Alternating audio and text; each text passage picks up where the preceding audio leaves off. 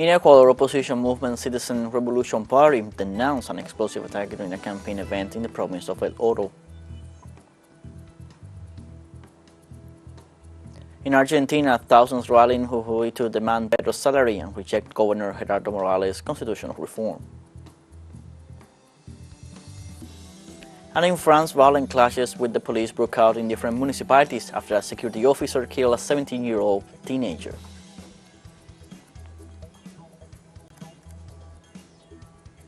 Hello, welcome to From the South. I'm Luis Alberto Matos from the TeleSUR studios in Havana, Cuba. We begin with the news. In Ecuador on Tuesday, militants of the opposition movement Citizen Revolution Party denounced having suffered an explosive attack during a campaign event in the province of El Oro, located in the extreme southwest of the nation. The detonation took place on Tuesday night when a crowd was gathering in a party office that was being inaugurated in the city of Guayaquillas in support of the presidential candidate Luis González and the vice presidential candidate Andrés Arauz. According to preliminary reports, the explosion did not cause. The event was resumed minutes later.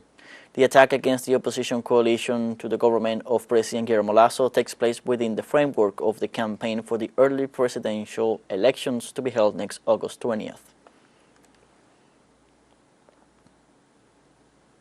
In Honduras, the military police for public order reported that it has seized firearms as it launched an operation to try to pacify the prisons following the massacre of 46 inmates the previous week.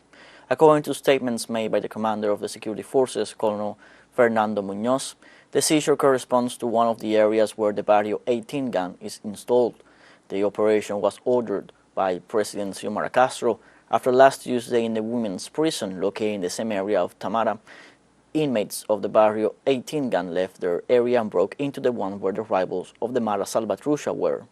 According to authorities, this measure was taken with the aim of stopping organized crime inside the prisons.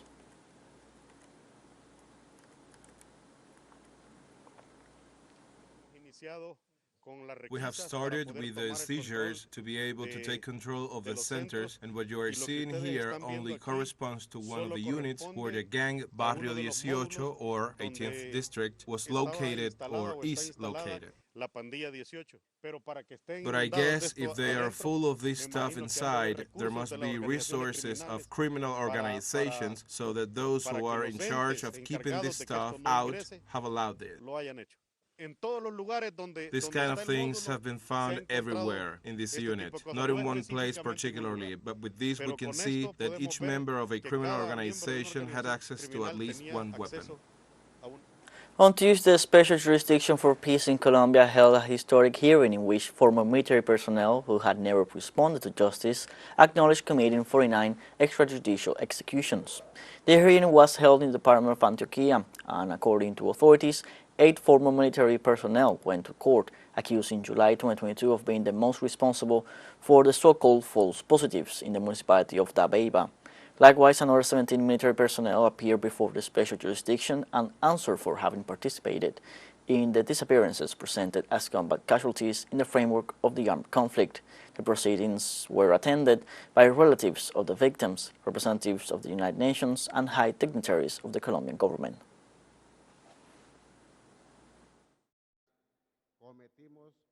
We committed these abuses, even in violation of the summary of standing orders, a document that tells you what you should and should not do in the operations. But we did present false results showing supposed guerrillas who were actually innocent people from the region. The case I'm linked to is maximum responsible for war crimes and crimes against humanity. It's the murder of the young Edison Alexander Lescano Hurtado, a really innocent farmer.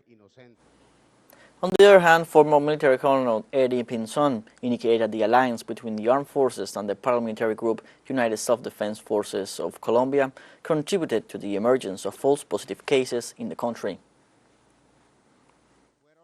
There were many factors that led us to commit these criminal acts, which really shouldn't have been done. The first was the alliance with the self-defense groups, agents of the state. Some of us who are present here had strong relationships with them and some members of the National Police, also in 2002.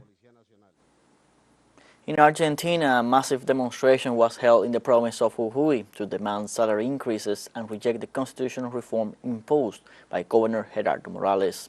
Thousands of demonstrators participated in a torchlight march in San Salvador de Jujuy, organized by teachers from different levels of the Provincial Teachers Association.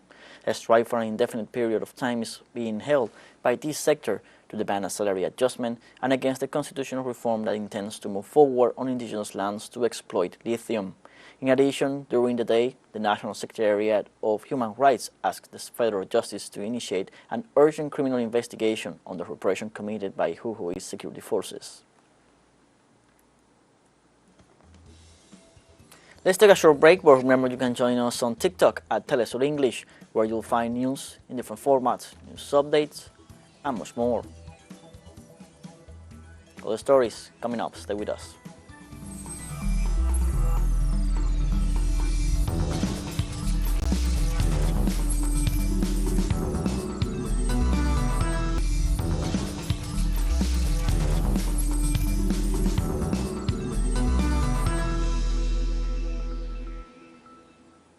Welcome back from the south. In France, violent clashes with the police broke out in the municipality of Nanterre after a security officer killed a young man.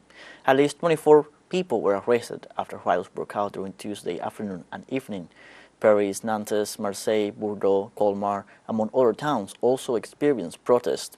On Monday, a French police officer shot in the abdomen a 17-year-old teenager who had refused to stop his car at a checkpoint in the municipality of Nanterre. Authorities said the police officer has already been arrested. Local media reported that some 20 police officers received minor injuries during the clashes, while 25 vehicles were destroyed and several administrative offices were set on fire.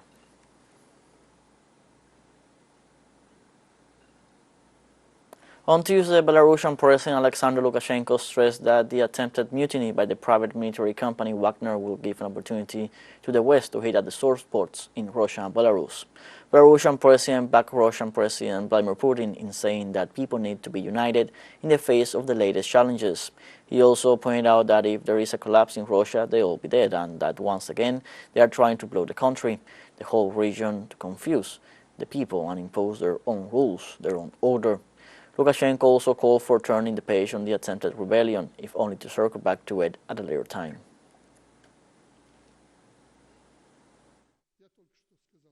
If Russia collapses, we will be buried under the rubble. We will all die. It is the center of our civilization. We can say it all we want, but we are special, independent. We have our own projects and ideas, but this is our own joint civilization.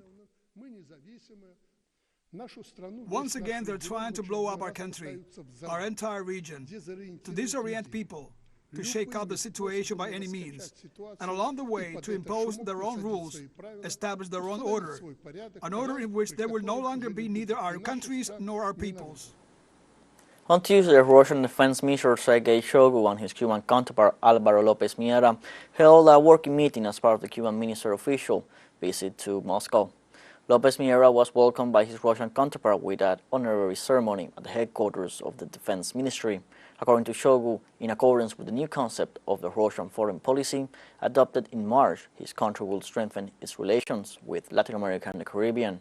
In this sense, during the meeting, the officials discussed all the existing and future projects of cooperation in the military field in order to face U.S. pressures. López Miera's visit takes place a few days after the failed mutiny of the Wagner Group, to which Havana reiterated its support to Moscow.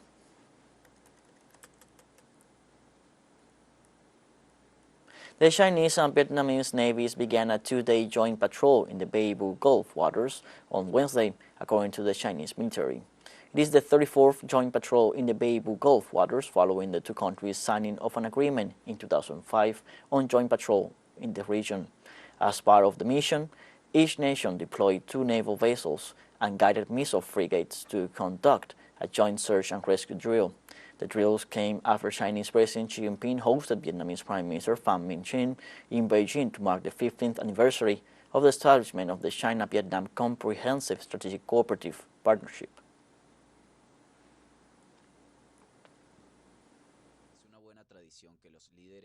It is a good tradition for the leaders of the two parties and the two countries, China and Vietnam, to frequently exchange visits as close relatives. This year marks the 15th anniversary of the China-Vietnam Comprehensive Strategic Cooperative Partnership. The two countries have increasingly close exchanges at all levels. I am very pleased that the consensus I reached with General Secretary Nguyen Phu Trong is being implemented. In the face of an increasingly challenging and complex international situation, China and Vietnam must work together to pursue common development and bring more stability to the world of change and turbulence. The Vietnamese Prime Minister met with Chinese President Xi Jinping as part of his current official visit to the neighboring country and stated the importance of the cooperation between both countries. I sincerely thank you for taking time out of your busy schedule to meet with me and the delegation. This fully demonstrates the great importance that Comrade Xi and the Communist Party of China and the state attached to the friendship and cooperation between our two countries. As President Ho Chi Minh once said, the spirit of friendship, characterized by deep kindness, strong sense of duty, and enduring affection, will shine forever. TeleSUR English launches its own videos on demand site for you to go and revisit our interviews, top stories, special broadcastings, and more. Just go to the top left corner in our website homepage and click in the video option to access our VOD platform, where you can even revisit this news brief. Now we'll have a short break. Stay with us.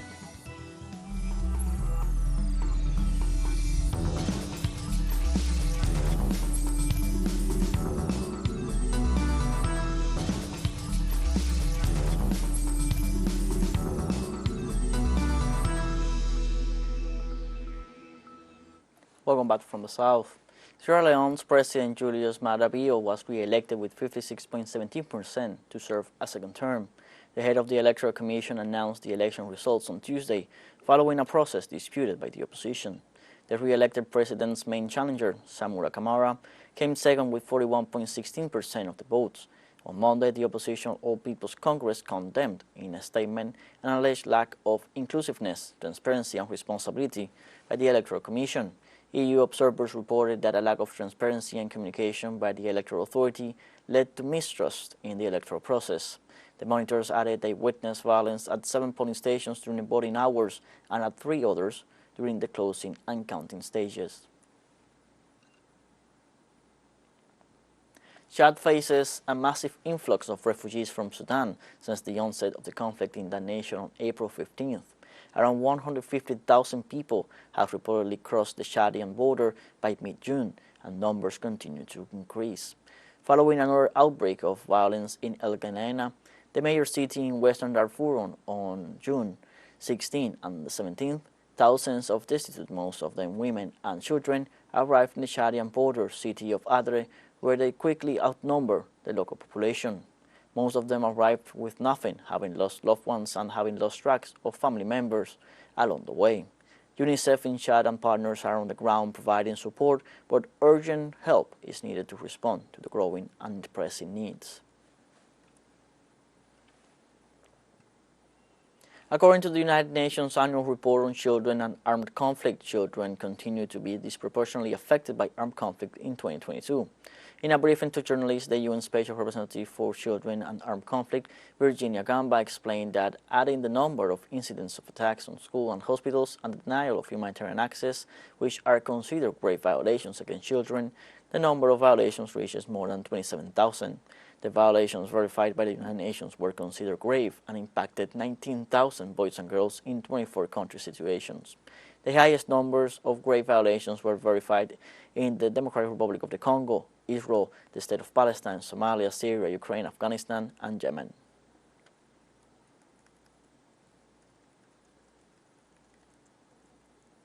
Two children continue to be disproportionately affected by armed conflict. We had 27,880 grave violations against 18,890 children. About two-thirds of them boys, a third girls. This reinforces the importance to work on the prevention of grave violations and the provision of holistic reintegration support for all children affected by conflict. When we add the number of incidents of attacks on schools and hospitals and the denial of humanitarian access, which are the two collective grave violations against children, the number of grave violations reaches more than 27,000. African leaders and officials from several regional organizations met in Angola on Tuesday to discuss the security of the Democratic Republic of the Congo. President of the African Union considered that the deteriorating situation in the east of the Democratic Republic of the Congo destabilizes the country and defended efforts to make the nation a source of joy and not of conflict. Azali Assoumani said that the prevailing situation is a concern of the region, the continent, and the rest of the world. Also, as a function of the African Union, the destabilization in the east of the Democratic Republic of the Congo could lead all Africa down the same path, thus advocating the intensification of joint actions to reach solutions in favor of a peaceful and prosperous country. Germany's Foreign Minister Annalena Baerbock met in Pretoria on Tuesday with her South African counterpart, Naledi Pandor.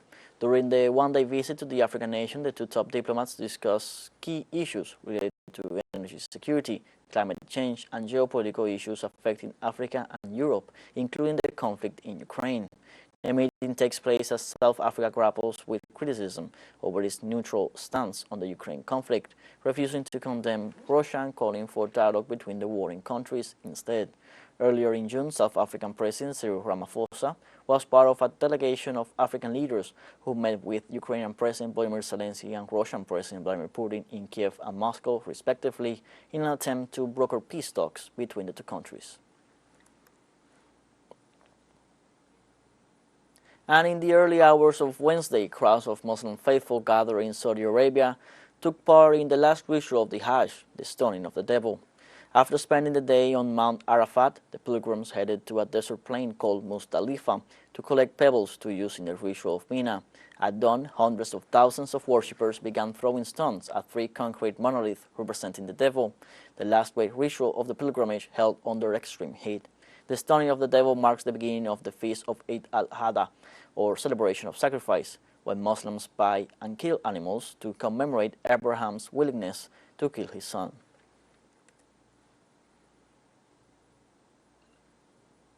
Meanwhile, the Holy Al-Aqsa Mosque in Palestine, some 100,000 worshippers attended the Eid morning prayer, which kicks off the sacrificial celebration.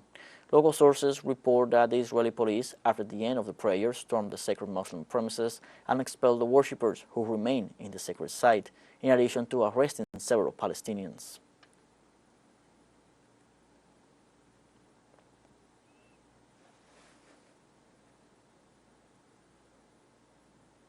Meanwhile, some 200,000 Muslim worshippers flocked to Moscow's three major mosques on Wednesday to celebrate Eid al-Adha, also known in Russia as Kurban Bayrami.